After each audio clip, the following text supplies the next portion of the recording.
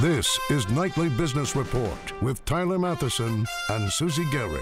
Brought to you in part by TheStreet.com, featuring Herb Greenberg, who reminds investors that risk is real. With Herb Greenberg's Reality Check, researching stocks in terms of risk. You can learn more at TheStreet.com/realitycheck.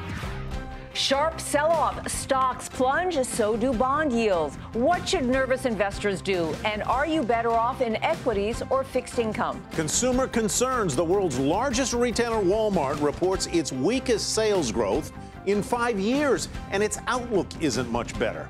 Are its core customers tapped out? When he speaks, Wall Street listens, and what this hedge fund billionaire just said about the market matters to investors. We have all that and more tonight on Nightly Business Report for Thursday, May 15th. Good evening, everyone. It is an evening for your beverage of choice if you own stocks or the funds that invest in them. Japan, Europe, here, everywhere you turned, investors were selling shares today. At one point, the Russell 2000 index of smaller U.S. stocks dipped into correction territory, off 10% from its recent highs. Now, like the other major U.S. indexes today, it did manage to end off its lows, but there was plenty of damage nonetheless. Just 2 days after closing at an all-time high, the Dow fell 167 points, making for a 2-day loss of nearly 1.75%. The Nasdaq was down 31 today, and the S&P ended lower by 17, about 1%. Now, what's worrisome is how swiftly sentiment has changed. The Dow component Walmart's earnings and outlook cast doubt on the health of the American consumer. Today's economic data were mixed. Jobless claims fell to a 7-year low, and a key regional manufacturing measure hit a 4-year high. But overall industrial output was off last month, and so was home builder confidence. And then there was the commentary factor. Technical analyst Ralph Acampora told CNBC he had a, quote, sick feeling that smaller stocks could fall 25% soon. Meanwhile, in Las Vegas, influential hedge fund investor David Tepper told an investment conference that he was worried stock prices were stretched and warned investors not to be strongly long the market. Maybe what's said in Vegas should have stayed in Vegas. Dominic Chu has our report. If you look at the markets right now. So, why all the fuss over David Tepper's comments? Well, let's just say he's got a history of making market-moving calls. Back in September 2010, Tepper's first appearance on CNBC, he said the Fed's stimulus program is a signal to get aggressive. The Fed's going to come in with QE, right? Then what's going to do well? Everything in the near term. Everything. So what do? I got to buy. I can't take the chance of not being a little bit longer now. That's not means I'm going, to the walls. Can you say that? He said it, and what followed became known as the Tepper rally, a 14% bump in the S&P 500 during the next 6 months. I'm the animal at the head of the pack. And like I said, I either get eaten or I get the good grass. Tepper was at it again last May, talking about the Fed winding down its stimulus program or the long-awaited taper. If there's a true taper, there better be a true taper. Or else you're back into the last half. I think you might be in the last half of 99. And so, like guys that are short, they better have a shovel to get themselves out of the grave. The market ran to new highs right after that, then stalled for a bit, but over the next 6 months, the S&P 500 was up a little more than 8%. And just last night at the SALT conference in Las Vegas, Tepper told investors, don't be too freaking long right now. Once again today, the market responded with a sell-off. Advisors often like to warn that the past is no indicator of future performance. But one thing seems to be certain. When David Tepper speaks, the market listens. For Nightly Business Report, I'm Dominic Chu.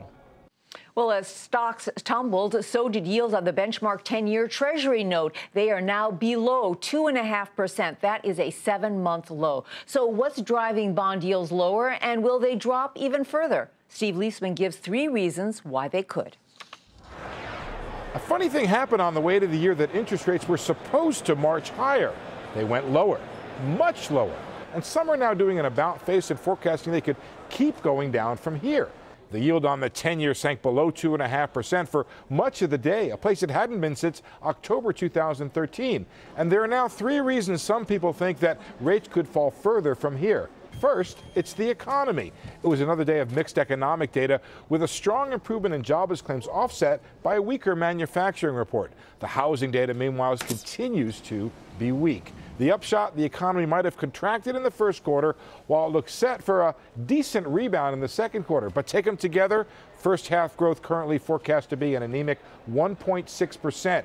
Mostly, it was a bet on stronger growth this year and higher inflation that underpinned the call for higher rates. Neither seems to be happening. Second, central banks are still easy and getting easier. The European Central Bank is expected to ease in June. The U.S. Fed is reducing its bond purchases, but still buying, taking long-term paper off of the market and helping drive down rates. Finally, long-term yields have been coming down for almost 30 years. Some economists believe they have further yet to fall because the post-financial crisis economy is going to grow sluggishly for years to come. Since companies have billions of cash on their books, they don't need to borrow as much as they did. Consumers, meanwhile, burned by too much debt during the recession, are less willing to take on more of it. Less demand for debt means lower interest rates. On the upside, lower rates mean consumer borrowing costs should come down for homes, autos, and credit cards. And the lower the yield on bonds, the more attractive stocks could become. Relatively, that is. For Nightly Business Report, I'm Steve Leisman. Our guest tonight says he's advising his clients to stick with stocks. Alan Haft is a partner at Kelly Haft Financial. Alan, welcome. Good to have you with us. Hey, thanks for having me. I'm sure you heard what David Tepper said. He doesn't seem to share your view. He says don't be too long. He said don't go short, but don't be too long. Why is he wrong, Alan? Well, look, I mean, David Tepper's hard to argue, but I will have to, I'm reading this interesting book right now called Think Like a Freak. It's the guys that wrote Freakonomics. And in the book, I was reminded of this morning. They analyzed, there was a report there that analyzed 6,000 stock predictions over the last 10 years, and about 40% of them came true. So the prediction business is very, very difficult, especially in a time where there's so much mixed economic data. At the beginning of this year, everybody thought bond yields would be higher right now. They're not. The prediction game is very, very difficult, that's for sure. All right, so Alan, why stocks? Because there's nowhere else to put your money right now. For as long as the Fed is going to keep interest rates low, it's just last week Yellen said that they're going to keep rates low for at least a lengthy period of time. There's nowhere else to put money right now. So let me ask you this. If you can put your money into a 10-year treasury and get 2.5% for 10 years, does that sound like a reasonable investment? A lot of investors today flooded into the bond market, but they're going to be scratching their heads pretty soon and realizing, wait a second, we're not making any money in bonds, so as long as those rates stay low, which they will be for some time to come, there's nowhere else to go right now on this planet except for stocks, especially the ones that pay nice dividends. There are a lot of stocks in the S&P 500, as we were pointing out earlier today, that actually yield more than the 10-year Treasury. But back to the point here, at the beginning of this year, I heard an awful lot of folks saying exactly what you're saying. Why do you want to tie up your money for 10 years at 3%? But so far this year, Alan, the 10-year bond has outperformed the S&P, the Dow. Lord knows it's outperformed the Russell and the NASDAQ. It's up in total return about 6.5%. Great point. So here's where I would expand on that theory of staying in stocks. Because the market as a whole right now is very tricky. It's not very attractive. The bond market is outperforming the stock market as a whole, and segment plays in the market like sector funds. That being said, to stay in stocks right now, I'm a big proponent of staying in individual stocks. You got to get picky right now. You can't exactly swear by the indexes, swear by the broad sectors. Being very picky right now in stocks is really the best place to be, at least for the short term, because you're not going to make money anywhere else. And to your point, the market isn't doing too well this year as a broad measurement of everything that's going on. All right, so help us pick some of those picky stocks. Name one or two for our viewers. Well, I'm not a big fan of predictions, but I will say even prior to the show today, when we were on the call earlier, I did say AT&T was one of my favorites, especially for the longer term. Because look at a company like AT&T. It's paying a little over a 5% dividend, which is much, much higher than the bond rates are right now on reasonable quality companies. So if you're going to pick a stock like an AT&T and you're going to get paid 5% and those dividends are pretty reliable, if you have to stay in AT&T for 5, 7 to 10 years, will it be worth more than it is today? For my money, absolutely. So that's why stocks like an AT&T are a much better place for me to put my money than some long-term bond that's going to pay me 2%, 3%, and I'm going to have to lock up my money for that period of time. May all your predictions come true, Alan. I hope so. All right, Alan Haft with Kelly Haft Financial. Thanks. All right, more now on Walmart. We talked about that at the top of the program. The stock was the biggest decliner in the Dow today, falling about 2.5%. As we reported, it posted disappointing first quarter results and is forecasting more weakness for the current period. Courtney Reagan has more on what's working, what's not working, and what needs to be done at Walmart. It's another weak quarter for the world's largest retailer. Walmart's first quarter profit dropped, falling short of Wall Street's expectations. Revenues also came up short. Like other retailers, Walmart says the severe winter weather not only hurt sales, but also increased expenses, including maintenance and utilities. Plus, it paid a higher than expected tax rate. It's hard to deny that weather did impact the retail sector in the beginning of the year, but this is the fifth straight quarter of stagnant or negative growth for sales at Walmart's U.S. stores open at least a year. The problem goes beyond a polar vortex. The consumer that they cater to, that they're targeting, is in a tough spot until they see real wage growth, real improvement on the jobs front. It's going to be tough for Walmart to really deliver any meaningful upside. Plus, Walmart says the cuts in the government's food stamp program continues to pressure some of its shoppers. U.S. CEO Bill Simon told reporters the retailer's disappointing profit forecast for the current quarter comes as a result of a cautious but resilient consumer. Walmart launched 5 new programs in the first quarter, including a lower-priced money transfer service, video game trade-ins, and an auto insurance comparison service. The problem is, none of these are big enough to move the needle for the world's largest retailer. Not all of Walmart's segments are struggling. Its neighborhood markets continue to post strong sales. Its international business performed well, and global e-commerce sales grew 27%. But many believe that as long as the lower-income consumer suffers, Walmart's core sales will limp along as well. For Nightly Business Report, I'm Courtney Reagan. Still ahead, an early look at promising cancer drugs and the companies behind them that are expected to come out of this year's biggest event for cancer research.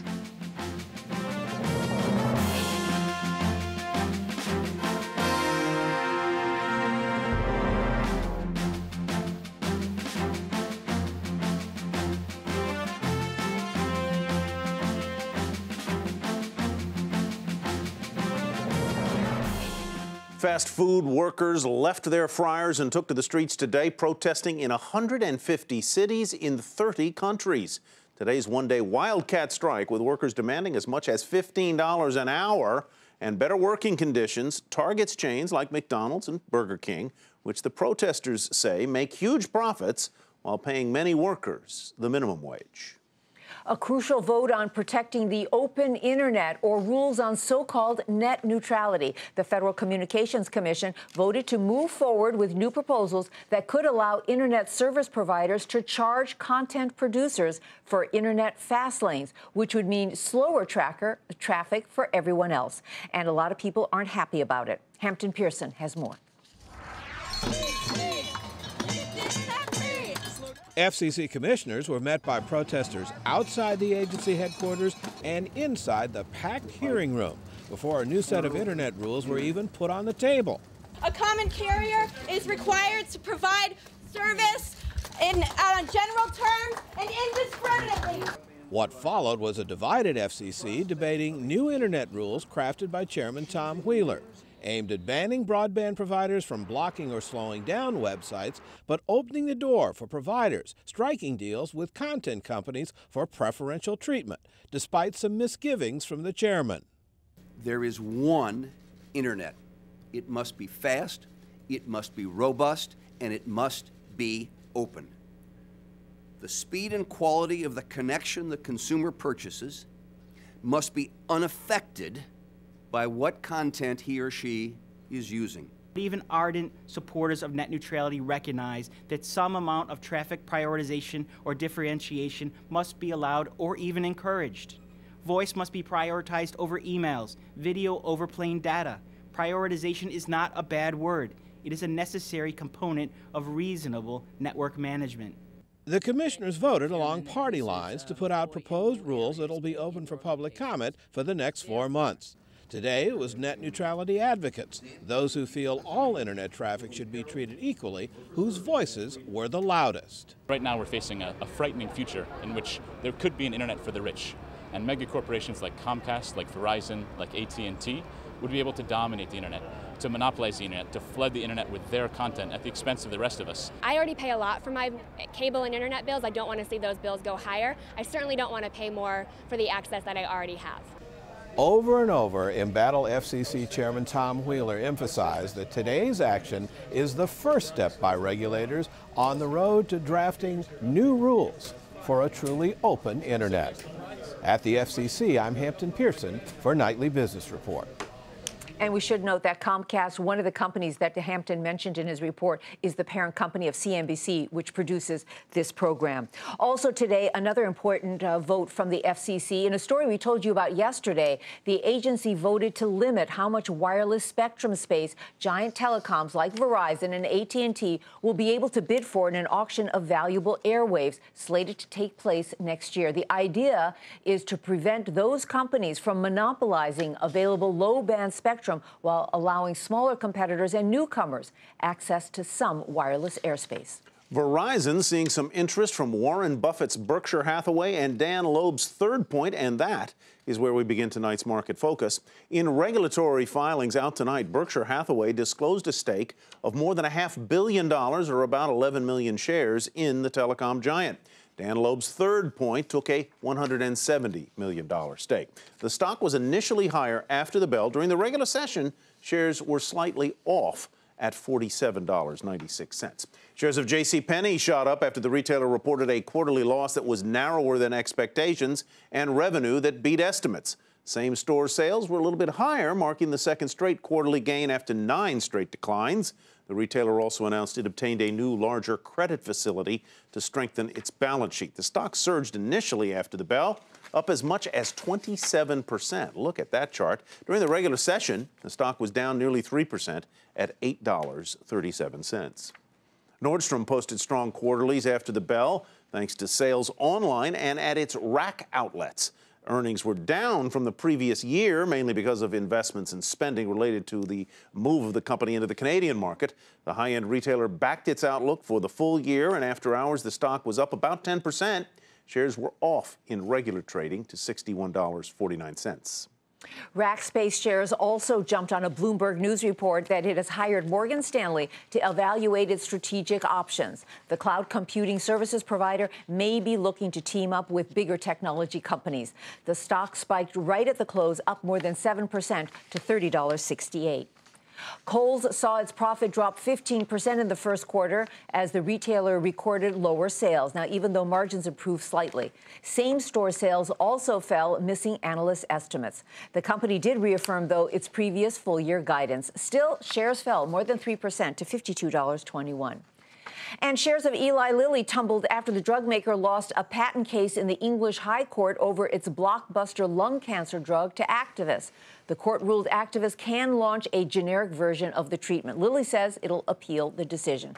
The stock was 3% lower to $58.21.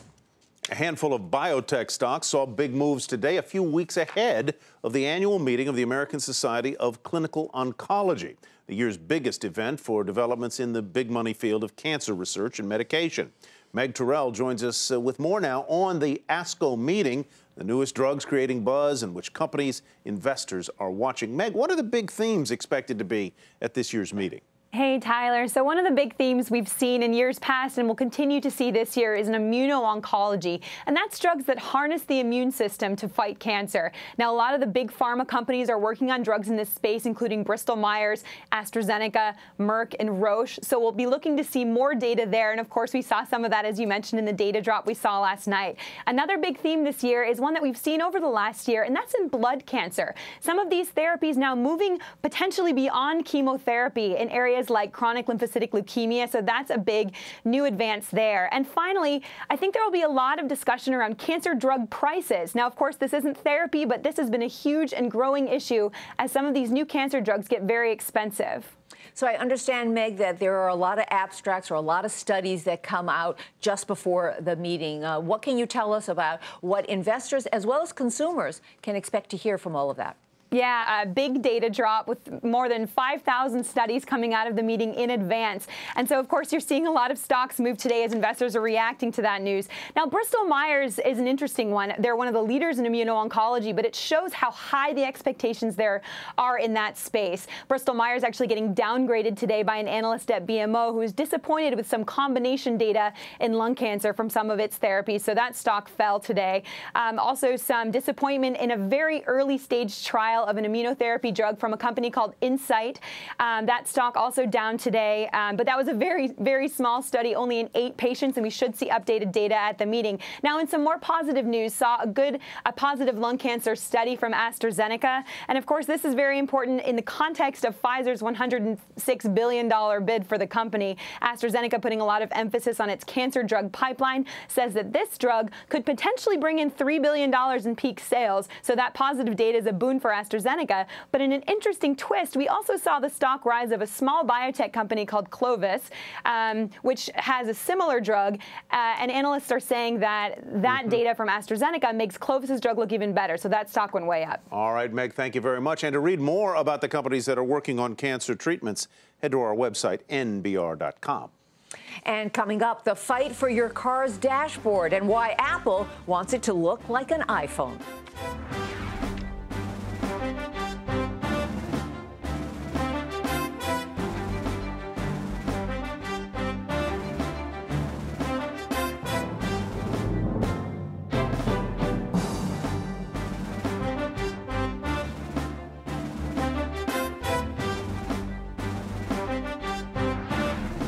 General Motors has already recalled 8 million cars this year alone, and just today, 5 more recalls were announced, adding another 2.7 million vehicles to the list. Today's new recalls involve Cadillacs, Corvettes, Chevy SUVs, and new Chevy Malibus, and the problems range from faulty tie rods and taillights to power brake software failures. GM says these newest troubles will cost the company $200 million in charges this quarter. For more information on today's recalls, head to our website, nbr.com. Well, no matter what kind of car you drive, Apple and Pioneer are teaming up to make any vehicle a smarter one. They've created Carplay. It's an in-dash multimedia system that brings the internet right to the driver's seat. Josh Lipton has more.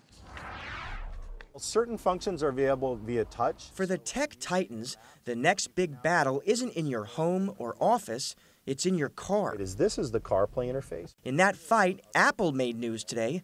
Pioneer Electronics will soon start selling 5 radios that are compatible with Apple's CarPlay. The technology allows consumers to use their iPhones in their cars to make calls, use maps, listen to music, and access messages with their voice or touch. The Pioneer radios will sell for between $700 and $1,400 at retailers such as Best Buy. Really is a matter as simple as plugging into the Lightning connector. In March, Apple announced that it was partnering with a range of car makers from Mercedes to Toyota, which will offer CarPlay later this year. But now, you don't have to buy a new car if you want CarPlay. You can upgrade the car you already own with Pioneer's technology.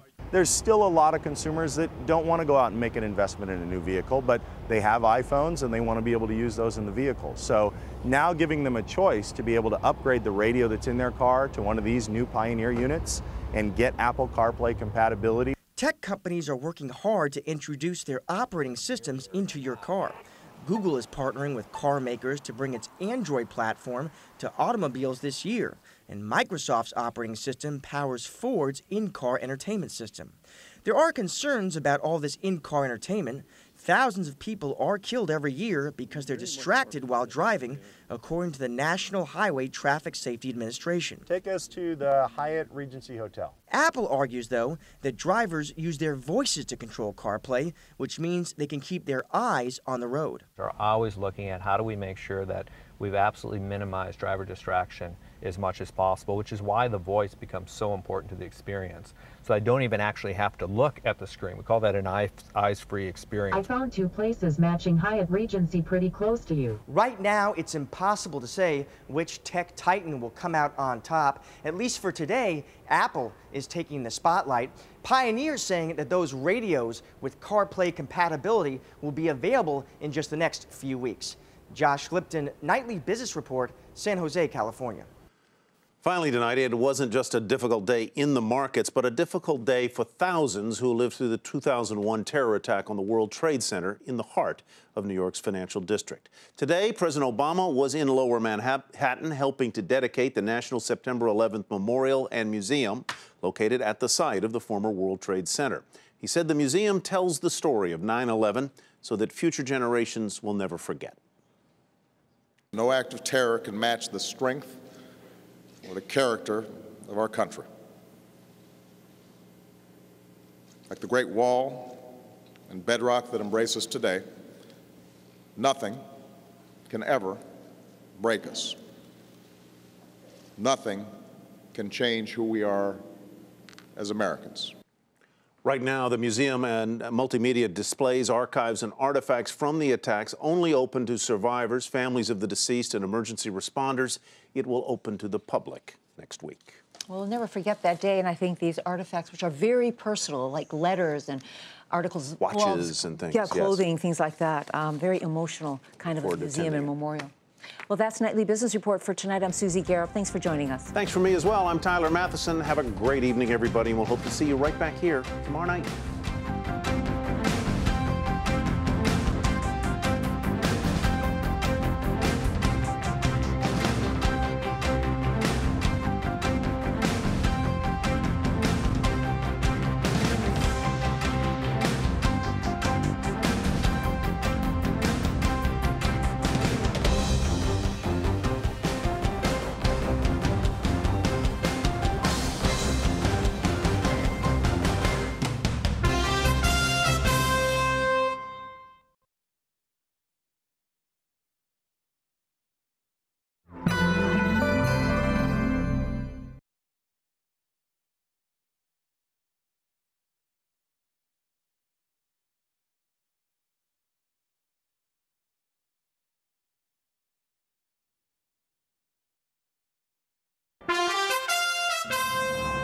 I'm Susie Garrett with the Nightly Business Report News Brief. On Wall Street today, stocks sold off sharply. Blame it on weak earnings report from Walmart and a troubled view of the markets from influential investor David Tepper, who said stocks were starting to flirt with the danger zone. Also, a mixed bag of economic data. First-time jobless claims fell to a 7-year low. Manufacturing in New York State hit a 4-year high in April. But U.S. industrial output fell sharply, and so did home builder confidence. The Dow fell 167 points, the Nasdaq was down 31, and the S&P lost 17 points.